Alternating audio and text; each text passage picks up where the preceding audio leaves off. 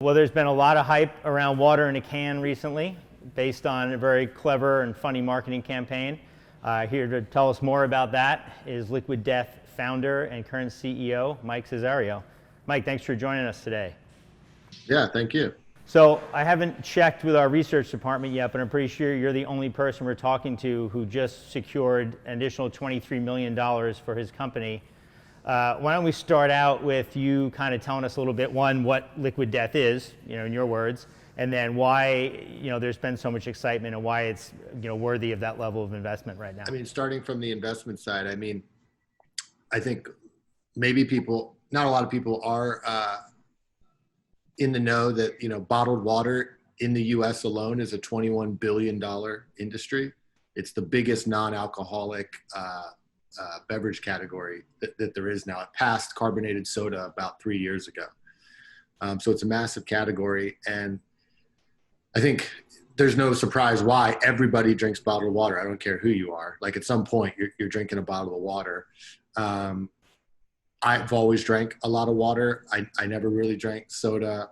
I grew up playing in punk bands and hardcore bands, and I was vegetarian for a long time. And I think a lot of folks in that scene cared about health, but it was sort of like the energy drinks kind of came in and basically bought action sports and alternative culture.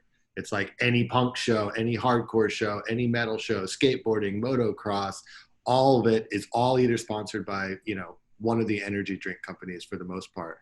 And what I thought was interesting was all of us in that scene, no one actually drank the energy drinks. It was like, yeah, these guys are going to write me a check for my band and I'll take it, but I'm not actually going to drink it. A lot of these guys are professional athletes with strict diet and training regimens. They're not drinking giant cans of sugar and caffeine. So I kind of found this white space where I asked the question, why is it only that sort of junk food brands get to market this bold, exciting, fun, stupid, irreverent things, whereas healthy brands, they basically only market to mom. And it's not about fun, but it's about responsibility. And when you really kind of dissect it all, it really there's no logic for why. It's not like, oh, well, drinking sugar is just 80 times more fun than drinking water. No, that's just how the brands kind of developed based on the audience they were going after. If you want to target young men, you should make exciting, funny, irreverent stuff. If you want to target another type of, consumer, you do something else. So we just wanted to basically take the healthiest thing you could drink, which is water, and actually build a brand around it where the brand itself could actually compete with the energy drink marketing and the soda marketing and the beer marketing. And at the end of the day, because it's just water, we don't have to explain to people how to consume our product. If you're trying to launch a barley milk or something, you have to explain to people, wait, you want to put it in your coffee or you want to do that? It's like, no, water is water. We don't have to explain the product to anyone. People aren't picking their water because it's like, well, this one has 0.5 more electrolytes than the one next to it. It's like, water is water in the bottled water game for the most part. And we feel like if we build a great brand where when you look at our product, in 2 seconds, that's not Coke, that's not Pepsi. I feel like there's a real human being behind that I'd maybe want to hang out with. I'd rather give you my $1.69 than these kind of soulless, faceless brands on either side of it. And that's kind of been the thing. We just want to entertain people. We don't want to make marketing. Nobody wants marketing. So in this case, what came first, the product itself or the branding? Is there such a strong branding push here? I feel like, did you have the idea and start branding it together and then actually start creating the product, or which way did it go?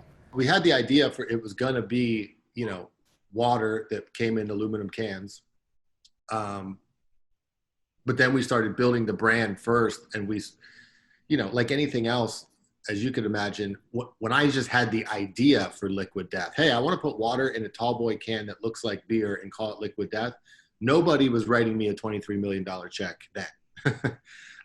They said it was stupid, crazy, it's never going to work, no retailer will ever carry it, everything you could imagine. So what I had to do kind of by force was like, all right, I'm going to create the brand as if it's real, put it on Facebook, and let the market decide if it's a great product or not. And that's basically what happened, because you cut to 4 months later, our Facebook page has more followers than Aquafina. Our $1,500 video we made has 3 million views. We've got direct messages from retailers, distributors, all saying, hey, can we talk to a salesperson? And there's actually no product. So then we use that momentum and that kind of social proof to then start raising a little bit of money to actually produce the product. And then it's just kind of been like stepping stones to get to here. Like we just keep proving that people are just like over the moon about the brand, and that it's not some niche thing. Like I think that's the initial gut that everybody sees. Oh, Liquid Death, yeah, that's cool, but there's only going to be like 25 heavy metal dudes that like this brand. But I think what we're proving is like it's way bigger than that. And the way I like to think about our brand is sort of like we're a professional wrestler, like it's a character we're building that's all about theater, and it's fun to kind of like be a part of the theater, and you get that we're not taking ourselves seriously, and that's kind of what makes it fun. It's like, The Undertaker, probably one of the most famous professional wrestlers of all time. The guy has probably sold billions of dollars in merchandise and tickets and everything else. Nobody actually thinks The Undertaker is a dead man from hell, even though he walks out with skulls and fire and all that. And it's not only heavy metal guys that like The Undertaker, it's kids and moms and people all over, because it's theater, it's entertainment. And when you start thinking about it that way, I think it starts to make more sense why something like this can have such a broad appeal. So you're saying The Undertaker isn't real? This is like telling me about Santa now. I'm sorry I had to be the one to break it to you, man. But. So humor's worked really well for you in your campaign. Why now especially? Do you think is it something universal? You always think that was a direction you wanted to go with early on, or do you think like now with everything going on externally in the world that it's a little bit something that people are responding to because they need the break and the release kind of? Yeah, I think that's a part of it. Since we've been lucky that since the whole kind of COVID craziness happened, like we've been having like record sales every single month since it started. And, part of it is that like we built a strong direct to consumer foundation with our brand before we went into retail. But I think the other part of it is in a world where everywhere you look or turn on the TV, there's just crazy, depressing, scary stuff. Like people are gravitating towards things that are humor and light. It's like, you don't want to, when you're sharing something on social these days, like you kind of want to put something funny and lighthearted in your feed. And I think that's what we've been seeing is like more people than ever are sharing Liquid Death or doing ridiculous things with it during kind of these times. I think it's just because like people are looking for something to kind of lighten things up with the little bit of chance that they get to do that. The hardcore norm porn campaign was the first one that caught my eye online. It was great stuff. Given your background in agency work and creative, is most of that stuff executed in-house? So all the concepts, the filming, or are you working with external people to create those things? We do all kinds of stuff. It's pretty collaborative because me being a former creative director, like I have a strong creative point of view, and like I get way more in the weeds of things than the typical CEO probably would. But yeah, we work with a couple different partners, typically, places where they were my friends from advertising that have their own little agencies, and we just do project work with them. Like they throw ideas in, like it's very collaborative, everything that we do. But yeah, by no means is it, I have all the answers. Like I think we constantly need, great partners to help us sort of keep stoking the brand, because once you set the bar here, you kind of have to keep at it. And it's definitely hard. Early on, you talked about, you're trying to launch this new concept. You're trying to get people to not drink water in a can, but order it. You were direct to consumer early on, Chris. So what, how are you able to overcome that? Like, you can't just have this be an impulse purchase, at the register and try this out. Was it mostly hey, we're going to go out there and just, make the brand so entertaining, people are going to talk about it, and then they're going to order from there? Or what was that process like, trying to overcome that challenge? That was definitely a challenge, especially for who our audience is. Like, we skew about like 70% male, 30% female. And, myself included, before Liquid Death, I've probably drank, hundreds of bottles of Fiji or Smart Water or any of these premium water brands. Like I think most of us have, like you picked up one before at a store, but most guys have never bought a case of Fiji or a case of Smart Water at one time. So mentally, it's like a $20 water transaction seems very foreign. Like, oh, wait a second, $20 for water. And then you have to kind of explain, well, actually it comes out to about $1.66 per tall boy, and we hand deliver it to your front door so you don't even have to put pants on. And they're like, and that's less than what you'd pay at the, for a single bottle at the 7-Eleven. And then they're like, oh yeah, that makes sense. But it's just like, it was a little bit of just them getting used to like this bulk way of buying this thing that they've never really bought in bulk before. And then eventually you start seeing like our own community, like defending that in social, like people being like, oh, $20 for water. Then you have other people being like, dude, that's like $1.60 a can. Well, congratulations on explaining the concept of math to the bros and helping them break it down. That's impressive. Was starting direct to consumer more out of necessity, or was it the plan? And then, the retail outlets kind of started to pop up, the opportunities were there, or were you always looking to be a mixed distribution strategy? No, I was always really excited about direct to consumer, and I feel like most brands should be, because in direct to consumer, you control your own fate. You control everything. Once you start going into retail, now it's like, well, if the 60-year-old guy who makes the decision at the distributor doesn't understand your brand, they're not distributing it. If the, out of touch buyer at said retailer doesn't understand your brand, they're not carrying it. Whereas with D2C, you can put your brand out there, and if people want it, they will buy it. You don't need to convince people who aren't your customer to just get started. And I knew that would have to be the strategy for Liquid Death, because I mean, even once we were selling really well D2C, there was still, retailers who were like, well, I don't know if we could ever put something on the shelf that says death on it. But then the minute Whole Foods went national with us out of the gate, Whole Foods is probably like the least likely retailer you would think that Liquid Death would be a home run in. It's not like the Whole Foods customer is some big heavy metal guy. So once it really was killing it in Whole Foods and they kind of broke the ice, then all the other retailers started like all of a sudden being okay with it. So yeah, it just, it is a process how you get there. And that launch in Whole Foods pretty much came at the start of the pandemic, right? So you were... Yeah, like literally our load-in day for Whole Foods was like March 15th.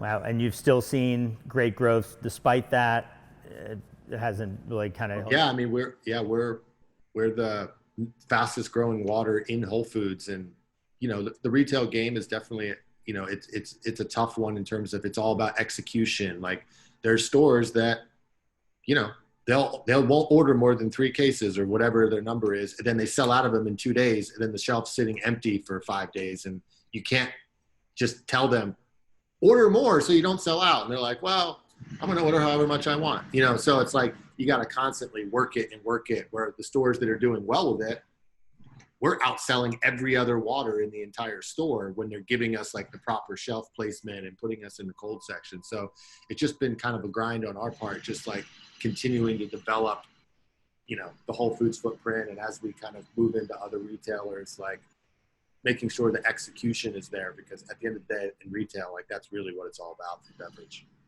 And how is that execution working? I mean, a lot of businesses are having trouble just kind of maintaining right now. You're managing this exponential growth.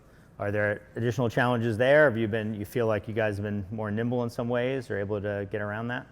Well, what we're lucky about is having such a unique brand,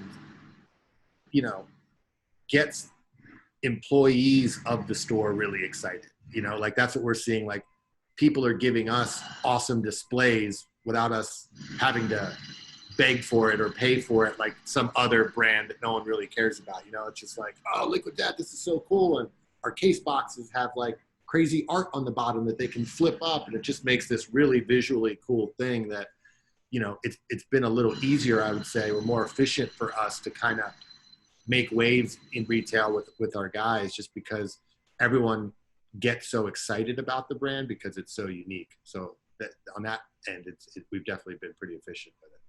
So I've been hearing a lot, again, with the current buzz with the brand, all the attention you've been getting, people have to throw around the, hey, overnight success, it's blown up out of nowhere. Obviously, it's been a little bit longer trek for you. You've been in business for 3 years now, I believe. And so what challenges and what have you had any kind of blowback along the way? Have there been, questions about the direction that you wanted to take and the kind of branding you're using, or has it been, pretty much just smooth from the start and now it's just gaining momentum?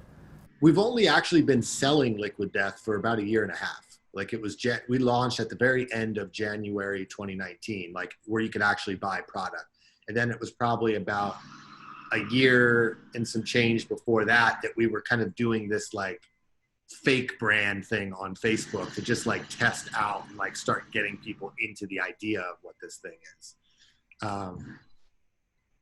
But yeah, I mean, I think the vision has always been steadfast. I've always had a really clear idea of what this brand is and what it isn't.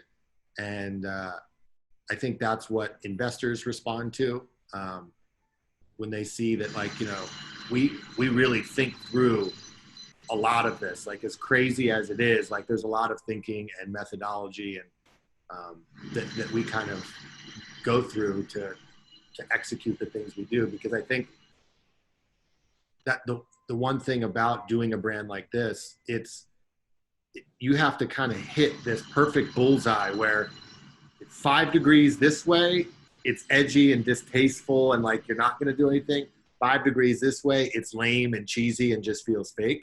So it's like we're always kind of trying to hit that target where it's like we're blending these worlds of Adult Swim, kind of cool entertainment stuff with sustainability, health, and then how do those things kind of come together in the perfect way in a message that people actually resonate with or want to share or like get involved with or buy the t-shirt. So with this latest round of funding, you're not wearing a top hat and monocle quite yet, it looks like. So I'm assuming it's going back into the business and It's in the mail. I'm waiting on the monocle. Sounds like maybe there's some construction going on in the background. Maybe you're taking over some more space and expanding on there. Good. But, what are the next steps? Like, how are you looking to deploy that capital? What do you really want to do next? What's the next growth phase for you guys? Yeah, I mean, we're going heavy into retail now. We've seen some really great traction with, I think, Whole Foods, like that success there, I think was a great test, because sometimes it's best to test something somewhere where you almost don't think it's going to necessarily work. Like I think a lot of people could tell you, oh yeah, Liquid Death, I could totally see that selling like crazy in convenience stores and places where dudes are picking up a Monster or whatever. But like, you guys are never going to sell in grocery store where it's heavy female shopper and all that. So it's like when we kind of launch where we thought we wouldn't be successful and be really successful there, it just kind of helps open up the roadmap of what this can be. And we're going to go heavy into retail now. And as you can imagine, like retail is very capital intensive. Like it's a lot of boots on the ground, getting people visiting stores and making sure that the other brands reps aren't coming in and moving your stuff off of the shelf and putting their stuff in. It's a constant battle. And yeah, I mean, not to mention, we always want to make sure we've got way more inventory than we need, because you never know when a big retail deal might come along. You don't want to be like, oh, well, we would love to do this, but it's going to take, 3 months for us to like actually get you product. Like we always want to be ready to go and kind of very opportunistic whenever an opportunity presents itself. So yeah, it's a lot of team building. And it's a lot of, manufacturing to kind of scale up to the level that we think we can get to. Nice. Well, I mean, at a time when everyone loves to talk about content marketing, how important it is, I think you guys should be a case study in that for sure. You've done a great job with it. In addition, I know you've had some other projects. I think you were kind of dubbing them like self-funding marketing projects, like the vinyl record you just put out.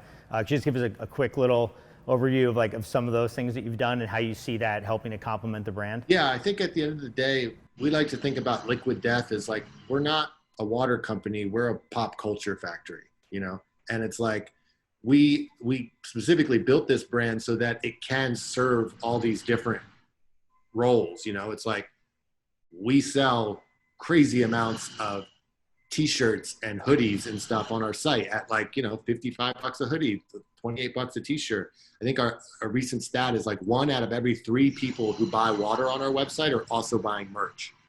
And then it also kind of gives us carte blanche to start making like other IP, like albums, you know, and like the vinyl record, it was based on the you know, kind of some of the internet trolls that we get on our social pages. We took all of their verbatim hater comments, turned them into lyrics to an actual legit metal album where we hired a super legit metal dude named Gus Rios, who plays in a band called Gruesome on Relapse.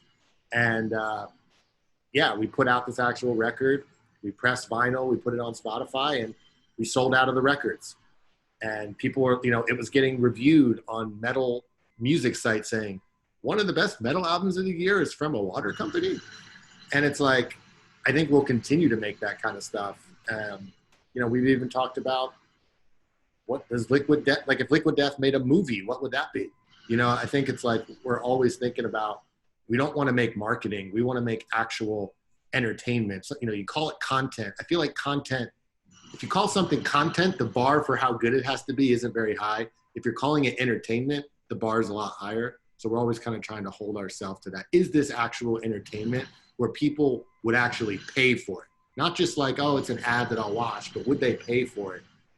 That's kind of where we set the bar.